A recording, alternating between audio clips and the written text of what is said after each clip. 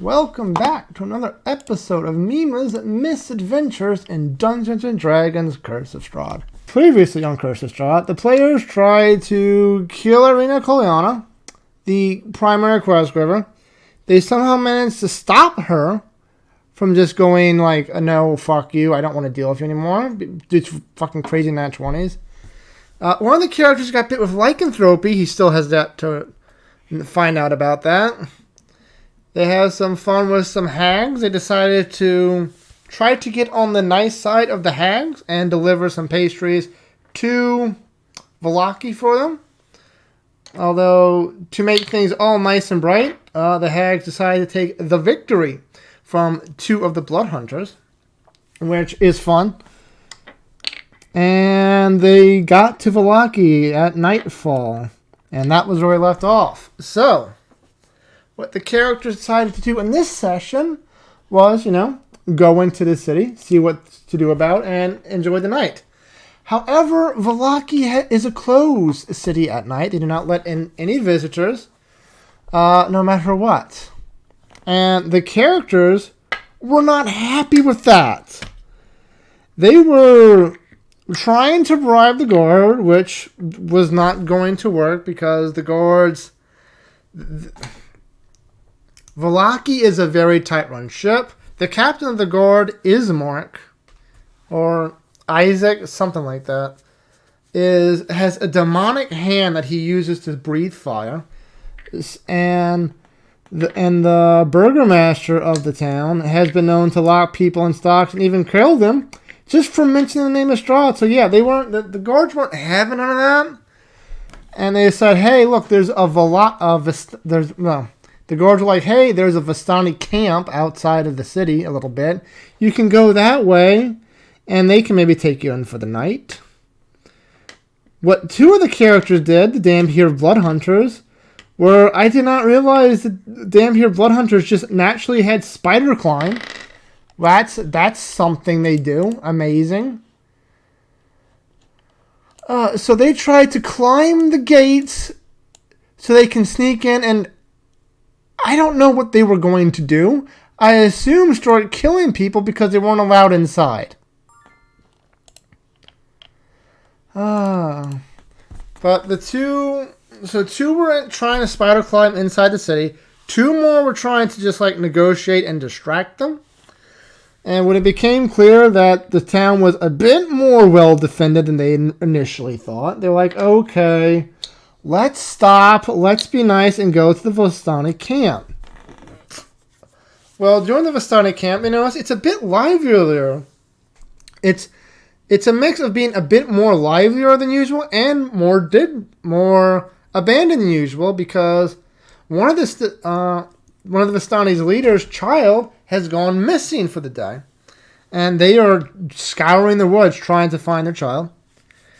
And two of the players, the blood hunters, the troublemakers, decided, you know what? We're good people. We can help you find the child. Which is great. And two of them decided to stay. Now, if you've watched the previous episodes, you know that the party has not had very good luck with splitting the party. So, of course, they split the party. Which is a little bad because what I had already planned out that what they were going to find out in the woods was a chimera, which would have been a very tough fight for 4 level 3s. And with only 2, it was going to be damn near impossible, especially since both of them had lost their victory, which, if you don't know, their victory is an old... If you don't know, the victory would mean they would not be able to deal the killing blow on any creature. So, yeah, that's fun. So, 2 of them decide to leave, and 2 of them decide to stay and talk around camp and, try to shop for shit, even though it's a Vistani camp. They know the Vistani work for Strahd. They know they're fucking gypsies and curse shit. Why they want to shop here, I haven't the slightest clue. But whatever, I digress. So the 2 who went out to search for the girl, they go searching. They find the tracks of a strange beast. Its paw prints are about the size of a bear or so, and wouldn't you know it, it leads them to a cave. They find some dead bones and like a little makeshift nest for a beast of prey. And when they leave, wouldn't you know it, there's the Chimera. They give it a good old go, but god damn it, they did not have the damage output for it. They got it over halfway, so if the full party was there, I have no doubt they would have killed this thing. But nope, they had to split the party. One of the blood hunters got knocked down. The other one decided, like, oh shit, we're not doing this right now. So he picked him up, shoved the potion down his throat, and just started booking it away. Like, finally some sense. Well, actually what he did was they made a deal with the hags. That they were going to distribute some pastries for them. The dream pastries to the people of Valaki. So as a distraction, they threw the pastries at the Chimera, and I was like, you know what? I don't want to kill them yet. So yeah, sure, the Chimera was distracted enough by the pastries and the fact that they're leaving its nest that I'd be like, yeah, sure. Live and let live. But now, of course, that means they don't have the pastries for the hag, which will come up later. Meanwhile, the two in the camp decide to actually talk around and get some information. They talk to the leader of the Dusk Elves. They roleplay a little bit, and they find out. They talk to the leader of the Dusk Elves, who also have a little camp outside the city. The Dusk Elves have been trapped here for a while. Strahd has basically wiped out all the women from the Dusk Elf camp.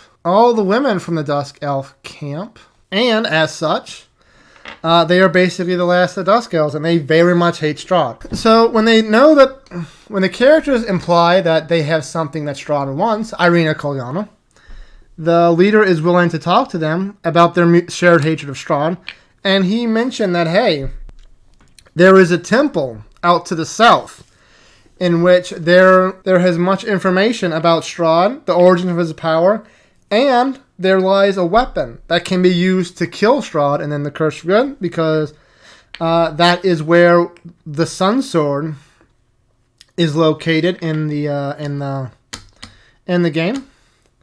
So yeah, and they were like, "All right, and the Dusk Elf leader was like, I can travel there with you. I will show you the way and show you the way through the Dusk Elf, and we can help each other defeat Strahd."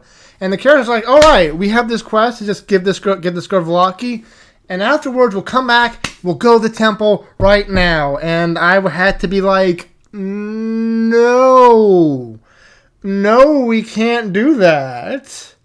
And it basically played out like this. "Cool, let's go." "No, not now," he said. "You must be more advanced in your gifts." Oh. So what you're saying is the Amber Temple is late game content, and we're not high enough level to go there. I don't quite follow. You want us to level up first before we go there? No, what you need to do is to explore the world, becoming more powerful and stronger in your gifts. So yes, that is exactly what he's saying. Don't worry, I'm going to pretend we didn't have this conversation until many sessions later. yeah, it was basically that scene. And then everybody comes back to camp. They start licking their wounds. They get a level up. I'm like, okay, maybe I'll give these people a fucking level. Just. It's been a while. It's been like 6 weeks. So yeah, level them up a little bit. And then they rest at camp, get a full rest, and they go into town. Except only half of them do. Because, of course, they split the party again. Two of them, the same two who stayed at camp, went into town. The other two who went to find the girl started to go into a different area to find the girl because I guess it's my fault. They're two damn fear blood hunters, and they have been known to want to just try to find somebody to kill and suck their blood. So I guess the thought that there's this little girl, granted, the girl's like 8 years old. You'd think that would stop them a little bit, but no. There's a 8-year-old girl. Let's go find her, suck her blood, and kill her, right? So they went off that way. I just said, you know what? You don't find it. Yep, sorry, you don't find anything. Sorry. So the two who went to the city right from the store went in from the west, and the other two, because of where they searched in the woods, they went in from the east. Now, from the west, the first thing you're going to see, the first thing of note is the Church of St. Andrews, which has a very important quest for the players. Because, you see, Vallaki has not had a visit from Strahd in over 100 years or so, because the bones of St. Andrew have blessed the ground and made it hollow ground, and now the vampire swans just can't enter the area. And that's what's protecting the city of Vallaki. The Burgomaster thinks it's his weekly festivals and making everybody happy, all will be well. But no, it's the bones of St. Andrew, and the head priest at the church gives them a quest. Hey, the reason why Strahd's been away from here is because of the bones, and the bones have gone missing. Whoopsie, can you find it for us? Now, what I had wanted was for the priest to be like, hey, he would see the blood hunter, Damphia, who got bitten by the werewolf earlier and has developed lycanthropy. I am ruling it as the next time the full moon happens, which will be in 3 days, he will turn to a full-blown werewolf. And in Barovia, Strahd has complete control over all the lycanthropes, all the werewolves. So, if he doesn't get the lycanthropy cured in 3 days, he's going to have to roll another character. But he wasn't there to see the priest, so that went a little out the window. Anyway, they do manage to get the quest. Like, hey, we need to find the bones of St. Andrew to help the city, yada, yada, yada. And they go to the main inn, the Blue Dragon Inn, or Blue Crest Inn, whatever the main inn, is in Vallaki, and they drop off the two Ismark and Irina, and they're like, hey, quest complete, yada, yada, yada, thank you very much. And Irina and Ismark are currently in the inn trying to plot their next move. Then the other two, and then they go shopping in the main district. The other two blood hunters coming from the east, so they don't see it. They see a little stockade with like a little circus tent, but they pass it right the fuck up. And they go in the city, they see them, they get a room for the night, and now that the quest is done, they're all about eating them people. So they're like, hey, why don't you come up to the room with us? We can talk. And I'm just like, no, they don't trust you. You tried to bite them 3 seconds in. I'm like, oh.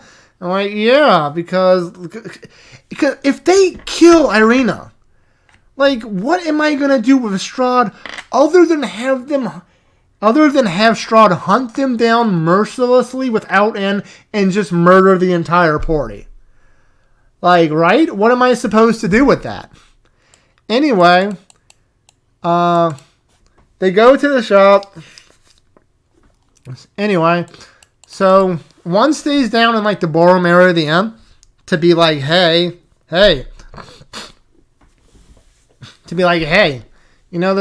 maybe we should go out back into a quiet, secluded place so I could suck your blood, huh?